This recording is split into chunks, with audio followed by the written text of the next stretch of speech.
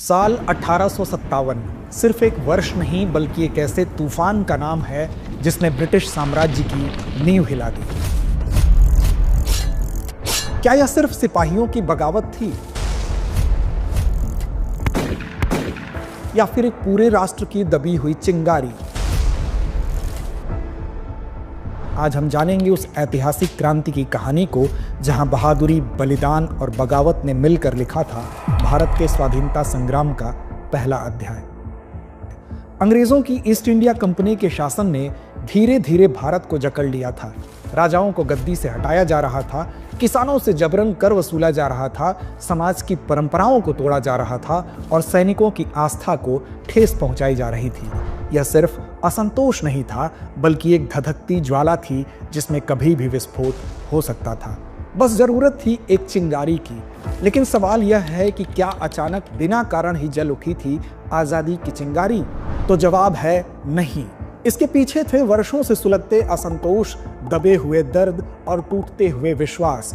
अगर हम इस क्रांति के प्रमुख कारणों की बात करें तो उन्हें हम अंग्रेजों की साम्राज्यवादी, प्रशासनिक और सामाजिक नीति के साथ ही तात्कालिक कारणों के रूप में विभाजित करके समझ सकते हैं। तो आइए एक एक करके विस्तार से समझते हैं क्रांति के कारणों को। अंग्रेजों की साम्राज्यवादी मानसिकता का परिलक्षण उनकी नीतियों में स्पष्ट तौर पर दिखने लगा था, जिसका पहला उदाहरण थी वेलेस्ली की सहायक संधि यानी कि सब्सिडियरी अलायंस, जिससे देशी राज्यों की स्वतंत्रता के अपहरण की शुरुआत हुई थी। इसके तहत भारतीय राज्य को अपनी सेना हटाकर ब्रिटिश सेना को अपने राज्य में तैनात करने देना होता था। साथ ही उस राज्य को ही ब्रिटिश सेना के खर्च का भुगतान भी करना होता था। राज्य बिना अंग्रेजों की अनुमति के किसी अन्य शक्ति से संधि नहीं कर सकता था। यदि राज्य खर्च नहीं चुका पाता तो उसे अपना क्षेत्र कंपनी को देना होता था। साथ ही एक ब्रिटिश रेजिडेंट को दरबार में नियुक्त किया जाता था। इसी कड़ी में डलहौजी की साम्राज्यवादी नीतियों ने इसे और आगे बढ़ाते हुए 1857 की महाक्रांति रूपी अग्नि में घी का काम किया। डलहौजी की हड़प नीति यानी डॉक्ट्रिन ऑफ लैप्स उनमें प्रमुख थी, जिसके अंतर्गत अंग्रेजों द्वारा किसी भी शासक के निःसंतान होने पर उसे अपने उत्तराधिकारी को गोद लेने का अधिकार नहीं था। अतः शासक की मृत्यु होने के बाद या सत्ता का त्याग करने पर उसके शासन पर कब्जा कर लिया जाता था। इस नीति का सहारा लेकर सतारा 1848, जैतपुर और संभलपुर 1849, उदयपुर 1852, झांसी 1853, नागपुर 1854 आदि राज्यों को अंग्रेजी साम्राज्य में मिला लिया गया। इसी प्रकार कुशासन के आधार पर अवध को 1856 में भी ब्रिटिश साम्राज्य में शामिल कर लिया गया। अवध के नवाब वाजिद अली शाह को कलकत्ता निर्वासित कर दिया गया।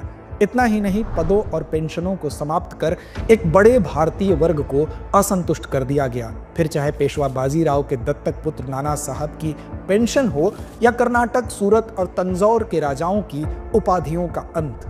उसने यह भी घोषित किया कि अंतिम मुगल बादशाह बहादुर शाह जफर के बाद उनके उत्तराधिकारियों को लाल किला खाली करना पड़ेगा।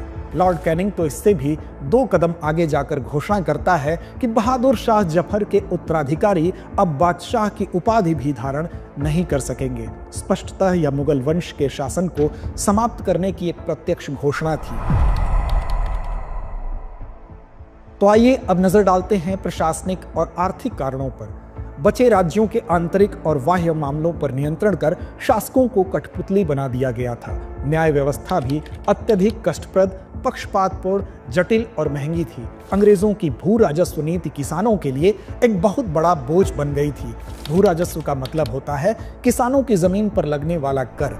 ब्रिटिश भारत में मुख्य रूप से 3 तरह की भू राजस्व प्रणालियां चलाई गई। 1793 में लॉर्ड कॉर्नवालिस द्वारा शुरू की गई स्थायी बंदोबस्त यानी परमानेंट सेटलमेंट, 1820 में मद्रास के तत्कालीन गवर्नर थॉमस मुनरो द्वारा शुरू की गई रैयतवाड़ी व्यवस्था और 1822 में हॉल्ट मैकेंजी द्वारा प्रस्तुत महलवाड़ी व्यवस्था। इन शोषणपरक भू राजस्व व्यवस्था के माध्यम से वर्ग विभाजन गहराता गया। जहां एक तरफ जमींदारों और महाजनों की आर्थिक स्थिति बेहतर हुई, वहीं किसानों की हालत बद से बदतर होती गई। निजी हितों के अधीन कंपनी के कर्मचारी भी भ्रष्टाचार में लिप्त थे। मुक्त व्यापार नीति के तहत बेहद कम मूल्य के ब्रिटिश वस्त्रों ने भारतीय वस्त्र उद्योग को जल्द ही पतन के कगार पर पहुंचा दिया। सूती कपड़ा उद्योग के नाश होने से कृषि पर बोझ बढ़ता गया। 18वीं शताब्दी के उत्तरार्ध तक कुटीर उद्योग भी दम तोड़ चुके थे। उधर इनाम कमीशन के तहत बहुत सी जमीनों और जागीरों को यह कहकर छीन लिया गया कि ये अनुचित रूप से दी गई थी। केवल बंबई में ही 20,000 जागीरें जब्त कर ली गई। अवध के तालुकेदार हों या झांसी की रानी, ब्रिटिश शोषण के दंश से सभी मर्माहत थे। तो आइए नजर डालते हैं सामाजिक कारणों पर। क्रांति की ज्वाला भड़काने में कंपनी की सामाजिक नीतियां भी कम जिम्मेदार नहीं थी। अंग्रेज अधिकारी भारतीयों से ऐसा बर्ताव करते थे जैसे वो दोयम दर्जे के हों। यदि कोई अंग्रेज भारतीयों पर अत्याचार करता तो न्यायालय का झुकाव भी अंग्रेजों के पक्ष में ही होता। 1860 में प्रकाशित दीनबंधु मित्रा द्वारा लिखे बंगाली नाटक नील दर्पण में नीलहों की बर्बरता को पढ़कर रोंगटे खड़े हो जाते हैं। सिर्फ यही नहीं, सती प्रथा, बाल विवाह जैसे विषयों पर बिना भारतीयों की सहमति के हस्तक्षेप ने भारतीयों के विश्वास को पूरी तरह से तोड़ दिया था। धार्मिक रीति रिवाजों पर वार के साथ ही मिशनरी शिक्षकों द्वारा हिंदू मुस्लिम धर्मों की खुलकर आलोचना की जाती। मिशनरी स्कूलों में बाइबल पढ़ाना अनिवार्य था। हिंदू मुस्लिम छात्र स्वयं को ऐसे में अपमानित महसूस करते थे। ऐसे में लोगों को धीरे धीरे यह भी शक होने लगा कि अंग्रेज नई तकनीकों जैसे रेल तार के बहाने धर्म भ्रष्ट करने की साजिश कर रहे हैं। वहीं सैन्य असंतोष की बात करें तो भारतीय सैनिक अंग्रेज सेना की रीढ़ थे। फिर भी वे न तो सम्मान पाते थे और न ही समान अधिकार।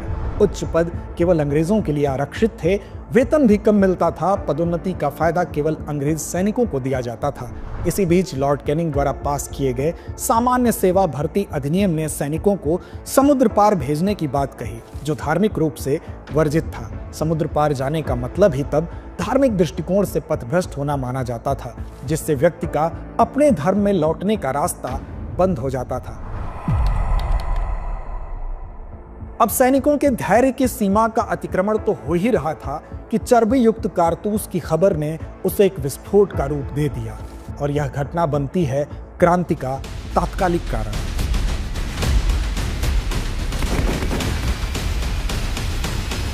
(1857) की शुरुआत में सैनिकों को नई एनफील्ड राइफल दी गई, जिसमें इस्तेमाल होने वाले कारतूस को दांत से काटना होता था। यह खबर फैल गई कि उसमें गाय और सुअर की चर्बी लगी है। ऐसे में इस खबर ने हिंदू और मुसलमान दोनों को एक साथ झकझोर दिया। इसकी पहली प्रतिक्रिया हुई बंगाल के बैरकपुर में। यह ध्यान देने योग्य है कि बैरकपुर दो विद्रोहों के लिए जाना जाता है, एक 1824 में और दूसरा 1857 में। हालांकि 1857 से 3 दशक पहले नवंबर 1824 में बैरकपुर में एक विद्रोह हो चुका था, लेकिन हम बात कर रहे हैं 1857 की, जब ब्रिटिश ईस्ट इंडिया कंपनी की 34वीं बंगाल नेटिव इन्फेंट्री के सैन्य शिविर के सैनिक मंगल पांडे का मानना था, हम सैनिक हैं, गुलाम नहीं। यह चर्बी नहीं, हमारी आस्था का अपमान है। 29 मार्च 1857 को मंगल पांडे ने बैरक में अपने ही अंग्रेज अफसर पर गोली चला दी। यह सिर्फ गोली नहीं थी, यह विद्रोह की पहली पुकार थी। 8 अप्रैल 1857 ईस्वी को मंगल पांडे को फांसी की सजा दे दी गई, लेकिन क्रांति का आगाज हो चुका था। 9 मई 1857 को मेरठ में 85 भारतीय सैनिकों ने नए राइफल का प्रयोग करने से इनकार कर दिया। यहाँ भी विरोध करने वाले सैनिकों को 10-10 वर्ष की सजा दे दी गई। फिर 10 मई 1857 की रात मेरठ छावनी के सैनिकों ने विद्रोह किया। घोड़े दौड़ाए गए, तोपों पर झंडे लहराए गए और नारे गूंजने लगे। इस विद्रोह को तलाश थी एक नेतृत्व की। अगले ही दिन ये जाबाज दिल्ली पहुंचे और बुजुर्ग मुगल सम्राट बहादुर शाह जफर को भारत का सम्राट घोषित कर नेतृत्व उनके हाथों में सौंप दिया। जफर, जो कभी कविताओं में दर्द छुपाते थे, अब सिपाहियों के घोष में गरज उठे, अगर यह वतन मुझे पुकार रहा है तो मैं चुप कैसे रहूं। देखते ही देखते विद्रोह पटना से लेकर राजस्थान की सीमाओं तक फैल गया। विद्रोह के मुख्य केंद्रों में कानपुर, लखनऊ, बरेली, झांसी, ग्वालियर और बिहार के आरा शामिल थे। लखनऊ, जो अवध की राजधानी थी, अवध के पूर्व राजा की बेगमों में से एक बेगम हजरत महल ने विद्रोह की कमान संभाली। कानपुर में विद्रोह का नेतृत्व पेशवा बाजीराव द्वितीय के दत्तक पुत्र नाना साहेब ने किया। उनके सेनापति तात्या टोपे ने जंगलों में गुरिल्ला युद्ध की मिसाल पेश की। झांसी में 22 वर्षीय रानी लक्ष्मीबाई ने ब्रिटिश ताकत के खिलाफ हुंकार भरी, क्योंकि उनके पति की मृत्यु के बाद अंग्रेजों ने उनके दत्तक पुत्र को झांसी के सिंहासन पर बैठाने से इनकार कर दिया था। उन्होंने साफ कहा, मैं अपनी झांसी नहीं दूंगी। वह ब्रिटिश सेनाओं के खिलाफ मजबूती से लड़ी, लेकिन अंततः 18 जून 1858 को अंग्रेजों से लड़ते हुए ग्वालियर के पास कोटा की सराय में घायल हुई और अंततः वीर गति को प्राप्त हो गई। बिहार में विद्रोह का नेतृत्व कुंवर सिंह ने किया, जो जगदीशपुर बिहार के एक शाही घराने से थे। इस तरह शुरुआत में महज एक सैनिक विद्रोह अब तब्दील हो चुका था जनभावनाओं की लपटों में। 1857 का विद्रोह 1 वर्ष से अधिक समय तक चला। विद्रोह को दिल्ली में जॉन निकोलसन, लखनऊ में हेनरी लॉरेंस, कानपुर और बरेली में कोलिन कैम्पबेल, झांसी और ग्वालियर में जनरल ह्यूरोज, इलाहाबाद और बनारस में कर्नल ऑनसेन और बिहार में विलियम टेलर की सहायता से दबा दिया गया। पर सवाल उठता है कि क्या यह क्रांति असफल थी? तो सच यह है कि सीमित संसाधन, प्रभावी नेतृत्व का अभाव और मध्यम वर्ग की भागीदारी के अभाव ने इस सफलता के परास को सीमित तो किया, परंतु इसे पूर्णतया असफल कहना गलत होगा। विशेष तौर पर अंग्रेजी शिक्षा प्राप्त मध्यम वर्ग, बंगाल के अमीर व्यापारियों और जमींदारों द्वारा विद्रोह को दबाने में अंग्रेजों की तरफदारी न होती तो परिणाम और व्यापक हो सकते थे। पर सफलता असफलता के गणित में बिना उलझे इसके परिणाम स्वयं इसके प्रभावों की गाथा कहते हैं। तो आइए एक नजर डालते हैं इस क्रांति के बाद के परिणामों पर। 1858 में ब्रिटिश सरकार ने कंपनी से शासन छीन लिया। लॉर्ड कैनिंग ने इलाहाबाद में इसकी घोषणा की और भारत का राज अब सीधे इंग्लैंड की महारानी के हाथों में चला गया। महारानी विक्टोरिया ने एक घोषणा पत्र जारी किया कि हम भारतवासियों के धर्म, रीति रिवाज और सम्मान की रक्षा करेंगे। इसी के साथ लंदन में भारत कार्यालय यानी कि इंडिया ऑफिस बनाया गया, जिससे भारत का शासन ब्रिटिश संसद के अधीन हुआ। प्रशासनिक बदलाव के तहत भारत का प्रमुख अब गवर्नर जनरल नहीं, वायसराय कहलाया। इससे यह साफ हो गया कि अब वह ब्रिटिश महारानी का प्रतिनिधि है। साथ ही भारतीय रियासतों को यह भरोसा दिया गया कि उनका अस्तित्व बरकरार रहेगा। अब सवाल उठता है कि इस क्रांति का क्या प्रभाव हुआ?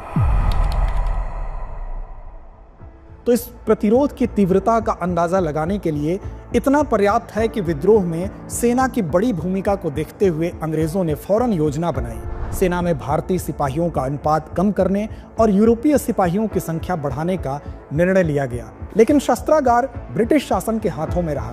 वस्तुतः बंगाल की सेना के प्रभुत्व को समाप्त करने के लिए ही यह योजना बनाई गई थी, ताकि भविष्य में कोई भी एकजुट विद्रोह न हो सके। हालांकि इस विप्लव का मूल उद्देश्य अंग्रेजी सत्ता को हटाकर पुनः सत्ता प्राप्त करना था। इस लिहाज से हम इसे पूर्ण सफल तो नहीं कह सकते, पर इसने अंग्रेजों के शासन, शैली और नीतियों को बदल दिया। अब सवाल उठता है कि क्या यह सिर्फ एक सैनिक विद्रोह था या प्रथम स्वतंत्रता संघर्ष? तो ज्यादातर अंग्रेज जैसे जॉन लॉरेंस और सीले और विप्लव के समय के कुछ भारतीय जैसे मुंशी जीवनलाल, मोइनुद्दीन, दुर्गादास बंदोपाध्याय एवं सर सैयद अहमद खां आदि इसे सिर्फ एक सैनिक विद्रोह की संज्ञा देते हैं। वहीं विनायक दामोदर सावरकर ने इसे सुनियोजित स्वतंत्रता संग्राम, तो पट्टाभी सीतारमैया ने भारत का प्रथम स्वतंत्रता संग्राम कहा। अशोक मेहता ने अपनी किताब द ग्रेट रेबेलियन में इसे पूर्ण रूप से एक राष्ट्रीय विद्रोह कहा है। पंडित जवाहरलाल नेहरू के अनुसार भी शुरू में यह सैनिक विद्रोह जरूर था, जो शीघ्र ही जन विद्रोह में परिवर्तित हो गया। ब्रिटिश सांसद बेंजामिन डिज़रेली ने भी इसे राष्ट्रीय विद्रोह की संज्ञा दी। वहीं वर्तमान इतिहास लेखन के तमाम नए शोध और तथ्य यह प्रमाणित करते हैं कि यह एक सैनिक विद्रोह से कहीं ज्यादा था। 1857 का विद्रोह भले ही सैन्य रूप से असफल रहा, लेकिन इसने भारतीय जनमानस को एक नई राजनीतिक और राष्ट्रीय चेतना दी। यह पहली बार था जब राजा से लेकर आम जन, सैनिक से लेकर किसान, सभी ने एक स्वर में विदेशी सत्ता के खिलाफ आवाज उठाई। इस क्रांति ने अंग्रेजों को यह समझा दिया कि भारत अब सिर्फ व्यापार की भूमि नहीं, बलिदानों की भूमि बन चुका है। यह वह चिंगारी थी जिसने भविष्य में गांधी, सुभाष, भगत सिंह जैसे महानायकों को जन्म दिया। 1857 का संग्राम भले ही दबा दिया गया, लेकिन इसकी गूंज इतिहास के हर कोने में आज भी सुनाई देती है। यह बगावत नहीं, एक जागृति थी, स्वतंत्रता की पहली दस्तक, जिसने भारत के लिए एक सुनहरा भविष्य लिखने की नींव रख दी। डियर व्यूअर्स, अपने एग्जाम की तैयारी को और बेहतर करने के लिए हमारे चैनल को लाइक, शेयर और सब्सक्राइब करना न भूलें।